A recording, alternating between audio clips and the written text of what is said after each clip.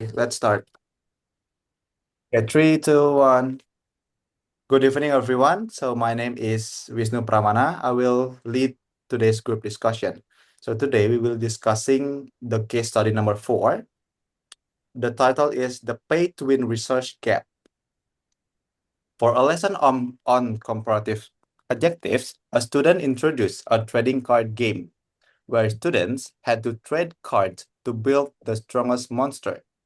However, the game required a stable internet connection and high-end smartphones to use the AR or augmented reality apps.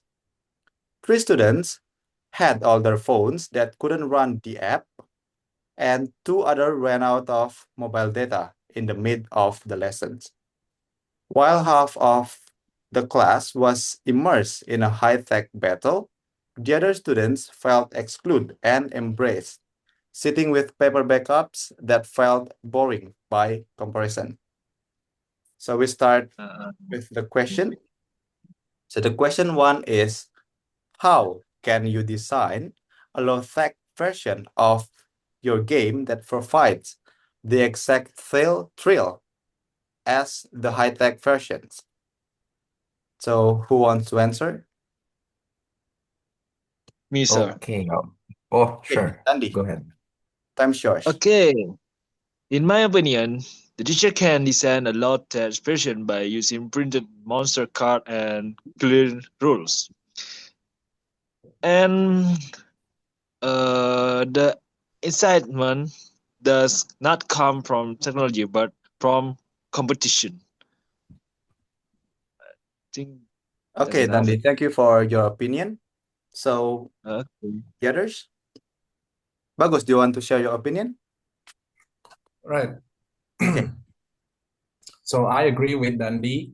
For example, students can trade cards to build the strongest monster. This still feels like a game. Okay. Any others want to add?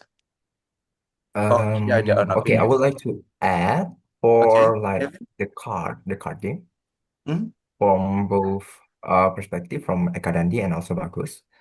Um, how can we produce some sort of low-tech what is it called? Like system or low-tech games that can be benefited from all of the student is by equally distributed the playing field.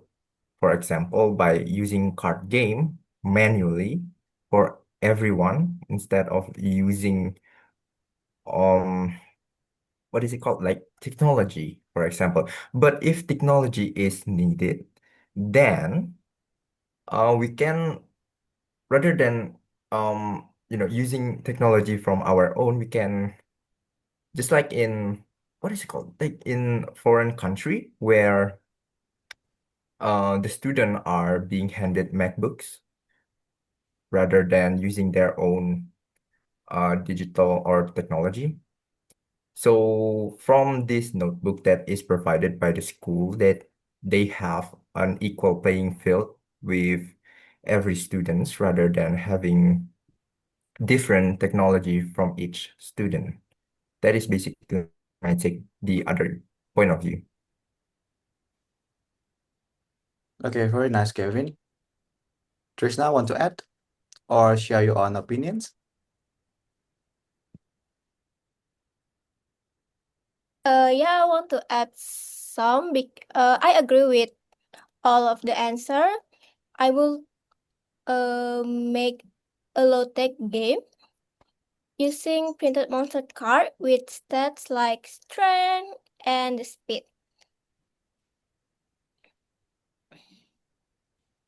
Like that. That's from my answer.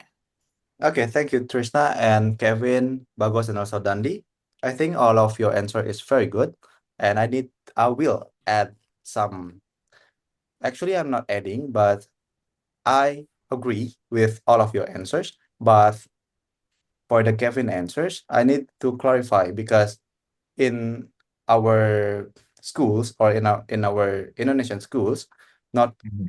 all of the schools provide a notebook That's why I think the second options that Kevin offers to us, it's not possible to be done in this situation. So I think our final decision about the first questions is we can use the physical cards or manual cards, like monster cards with the power, speed, or even defense to change the technological or augmented reality games to the class to make the people that who doesn't have a good or high-end phones, high-end technology can play in the class and learn without being excluded or embraced. So that's the final from our groups, the number one. Do you guys agree? Yes. Yes, I Yep. also Yes, agree. Okay, thank you. Let's move to the questions number two. So questions number two is, does the use of personal smartphones in class create a social hierarchy among your students? So who wants to answer first? me, sir. Okay, Dundee, time's yours. Yes, I think it does. Mhm. Students with better smartphones usually have more advantage in the game. I think that's my answer, sir. Okay, the others? Me. Okay, I would like to give opinion to Dandy's answer. While it is like a short answer and it's not really specific, it does also bring some sort of hierarchical social status into the student. Like, for example, in class, there might be a lot of students with like high-end phone. Like, for example, the newest iPhone 17, for example, while most of or some of the students have phones that is outdated. So they cannot really compare to the newer phone with the exact same technology. Hence why, um, rather than using or basically depending on the high-tech device, we might as well try to make it traditional. Like just use physical card and also dices as a way to um standardize the playing field. That's my answer.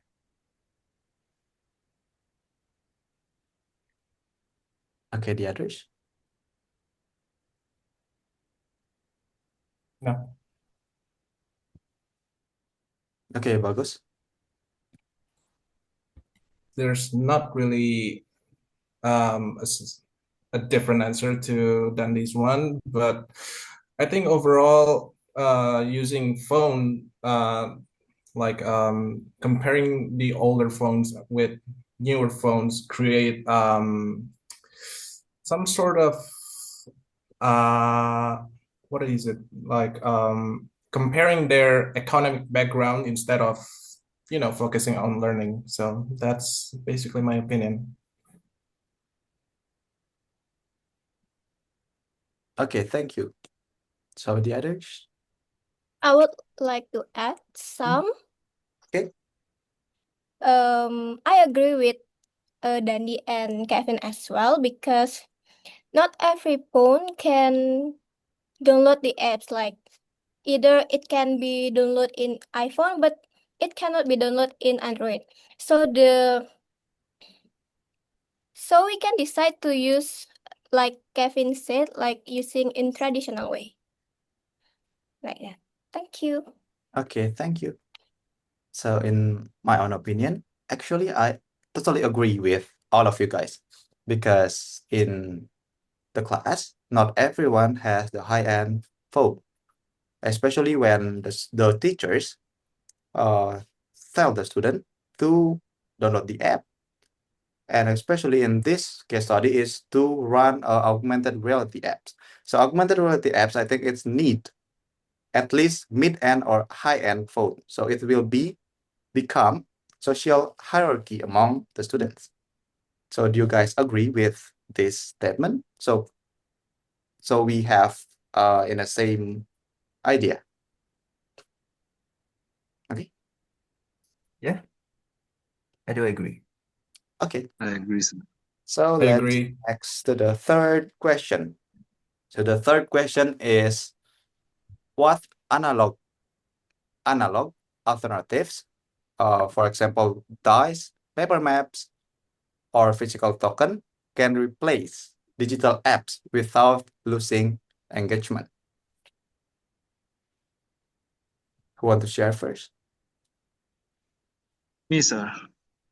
Okay, Dandi. I think, yeah, I think the teacher can use physical card, this, oh yeah, and also paper boards as alternatives. That's all. Yeah, that's all. Okay, let's move to the others. Who want to answer? Okay, I would like to add as well. For number three, isn't it? Yeah, we can use a lot of like trading cards, for example, like Pokemon, one of the most popular like trading card physically, and also like Pokemon Go is also a digital game. I guess the use of Pokemon as a card, like trading games, can be really good for the students because Pokemon or the Pokemon trading card is really popular amongst like the student, especially like high schoolers, middle schoolers, and also elementary schoolers. So they can, so the student, it's not the student, the teacher can ask the student to bring their own like Pokemon game or Pokemon card to the class and basically using um or basically try to explain the rules of the game where of course this is a school, we need to learn to play, not just playing for fun. um we need to audibly say like, oh, my card is much stronger, and okay, this card is might be rarer to find in the what is it called, like the plastic trading game, like where you need to gamble on what card you get from the Pokemon card. That's basically.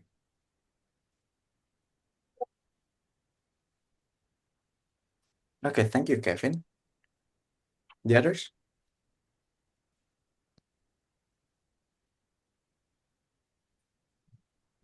So I think I want to add some.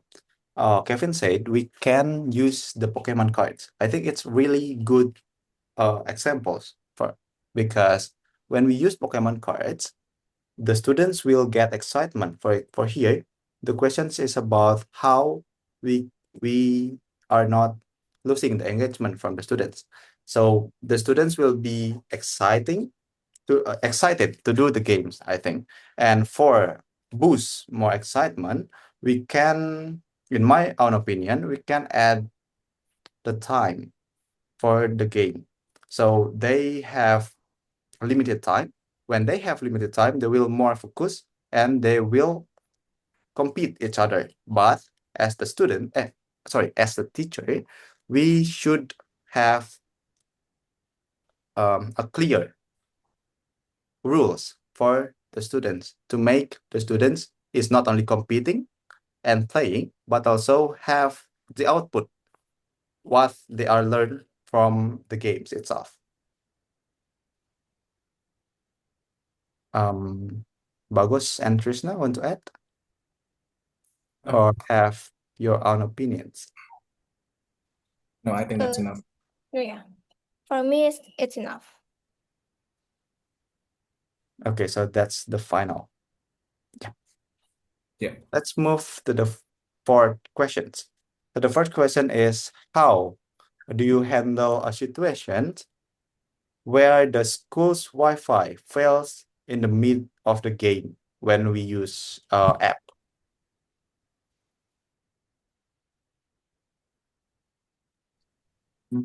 Maybe Bagus or Krisna want to answer? Me, I want to answer.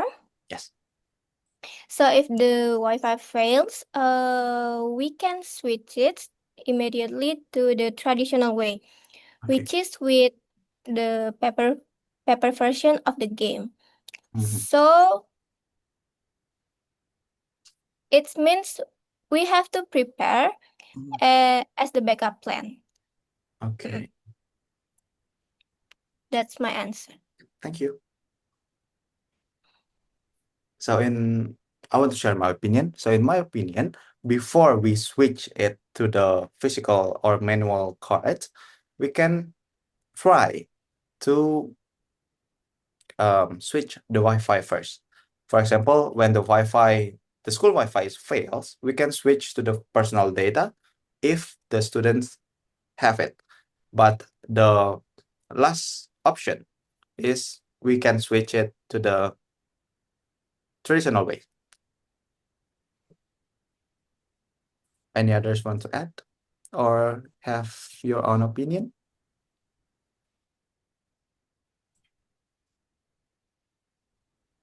I already agreed with Wisnu's answer.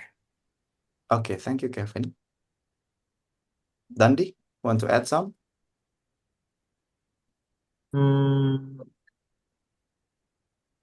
It's a question 4, isn't it? Sorry, your voice is not clear.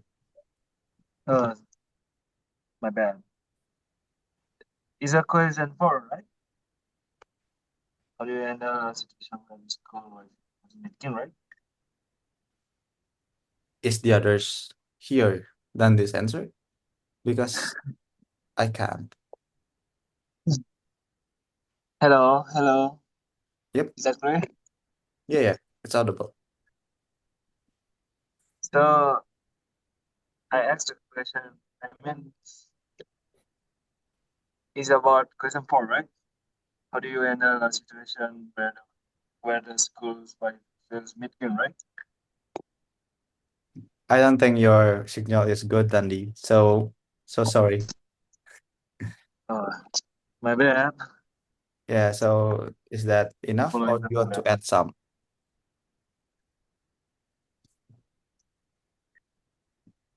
I I think think that's enough. Okay, thank you. um, So we move to the fifth question. The fifth question is, if only half of the class has devices, can you design asymmetric gameplay where the tech users and non-tech users have different but equally important roles?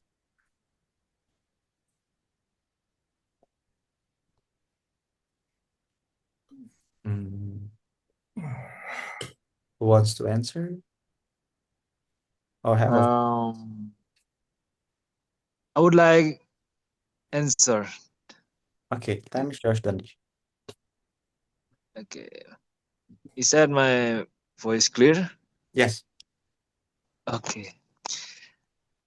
Yeah. I think yeah. Asymmetric gameplay can work if rules are clear, sir. I think that's enough for my answer.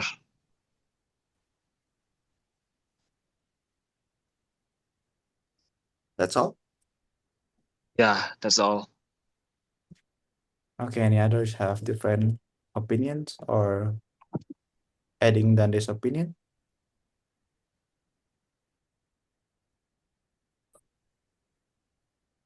I do. Okay, Bagus.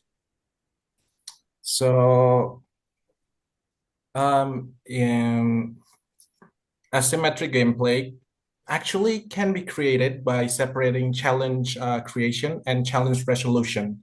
So the tech users design the challenges. They use the device to generate missions, limits, or surprise conditions. For example, the app decides which adjective must be used or which stat is tested.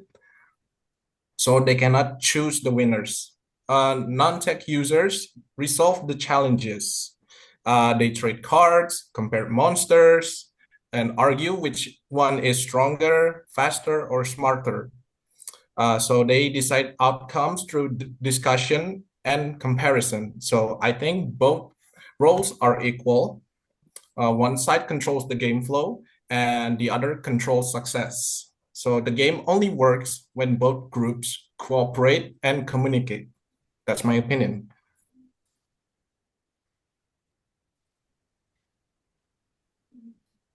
The others want to add? That's a great opinion, actually. No, I don't have anything to add. Yeah, I do agree with Bagus. Okay.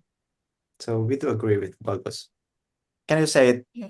once again, please? So we get all of the points that you said earlier. Okay. Hmm? So asymmetric gameplay can be created by separating challenge creation and challenge resolution. So tech users design the challenges. They use the device to generate missions, limits, or surprise conditions. For example, the app decides which adjective must be used or which stat is tested, so they cannot choose the winners. So the non-tech users resolve the challenges. They trade cards, compare monster, and argue which one is stronger, faster, or better. So they decide outcomes through discussion and comparison. So both roles are equal. One side controls the game flow and the other controls success. So the game only works when both groups cooperate and communicate. Okay, thank you, Bagus. So this is at the end of our discussion. So we have discussed 5 questions related to the case study number 4 is the pay to win research gap. So I will give a short conclusion. Maybe the others can add also if it's not clear enough. So for the first questions, we agree with using the low tag. We can switch it from using the app because of when we use the app, the students have to need to have high-tech smartphones. So we switch it to the manual method or using the physical cards. For example, we can use the Pokemon card to replace the use of technology or the apps. The others want to add, or is that enough? No, it's enough. Okay, I think it's enough. so we move to the second one. So the second one is the use of personal smartphones is creating the social hierarchy between the students because not all the students have mid-end or high-end phones. Some of them only have the low-end phone. It means when we learn or we have a gamification in a class using apps, especially augmented reality, the people who only have low-end phones cannot joining, and maybe they can feel excluded and also maybe embraced. And also, like Trisna says earlier, not all the apps. I mean, some of the time the apps is only compatible in Android smartphones and not compatible in iPhone. So that's why it is creating a social hierarchy among the students. Is that enough for the conclusion number 2? Yes. Yep, it's enough. Okay, let's Enough, move sir. to the third one. So the analog alternatives, we can use the Pokemon cards, like Kevin says. When we use the Pokemon cards, it's also boosts the students' engagement and also boosts the students' excitement because senior high school or maybe junior high schoolers, they exactly know. Most of them is know what is Pokemon cards. So we can use that one as the analog alternatives.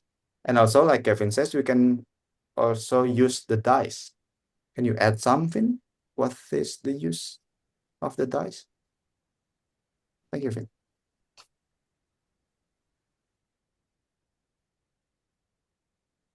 Kevin. Oh, yeah, that is my answer though. Okay. Okay, we can move on. I said earlier you said we can use the Pokemon cards and also the dice. Mhm. So sorry that I am forgot. What is the use of the dice? Can you add Oh, you a bit? Yeah. you can use the value of the dice. Like the dice have like 1 until 6. So if you roll a higher number, then you can go first or the other opponent. So basically it is like really equal Okay. and luck based, yeah. Okay. Thank you, Finn. Okay. So for the fourth one is when the school's Wi-Fi fails in the middle of the game, the first that we can do is try to switch from the school's Wi-Fi, or maybe the school's Wi-Fi have two connections. So we can switch between the connection. And if it is not possible or it's also laggy or fails, we can switch to the personal mobile data. And the last option is we can just switch the game from using the apps to using the traditional way, using physical cards like uh, we have discussed before. So before we do the games with the apps, we need to have the second plan in case the Wi-Fi fails. So we have the backup. So we bring the physical cards. Is that enough? Yes, Clear. that's enough. Okay, the last one or the fifth one is, oh man, if only half of the class have devices. So we can divide it into two rows like Bagus 8. So the people who has devices can have their own roles, and the people who doesn't have devices or non-tech users have their own roles. So in the end, we have the equality or the output from the game is equal. So both of the tech user or not tech users have same portion, same roles in the games. Bagus want to add some? No, I think that's enough. Thank you. Okay, thank you. So that's all from for our discussions tonight. Thank you guys for joining. I'm as the moderator. Thank you. Okay, Thank you. you're welcome.